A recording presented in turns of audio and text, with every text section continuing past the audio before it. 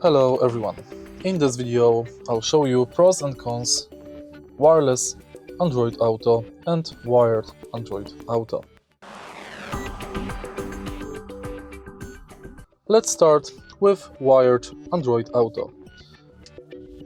For pros of wired Android Auto, we've got interrupted connection, which means you simply connect your smartphone to the car via cable and Android Auto is on. No delay, no crashes, simply fun. But unfortunately, for cons of this device is need for being constantly connected. What's in case your system does not support wired Android Auto?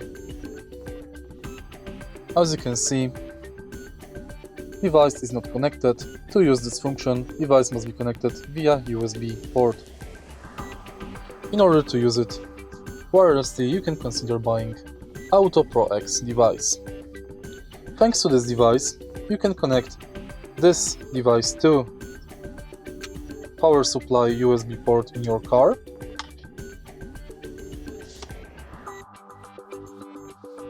like this. Then download AutoPro X app,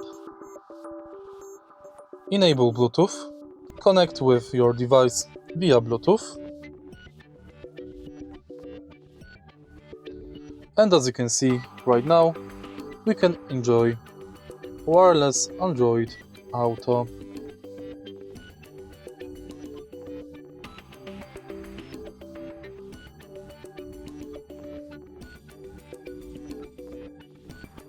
The cons of wireless Android Auto is, of course, being wireless. You don't have to mess with any cables,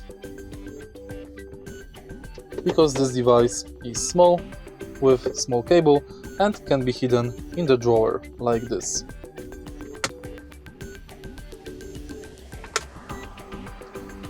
The cons of wireless Android Auto is possibility of being disconnected. So test it yourself and see what suits you better.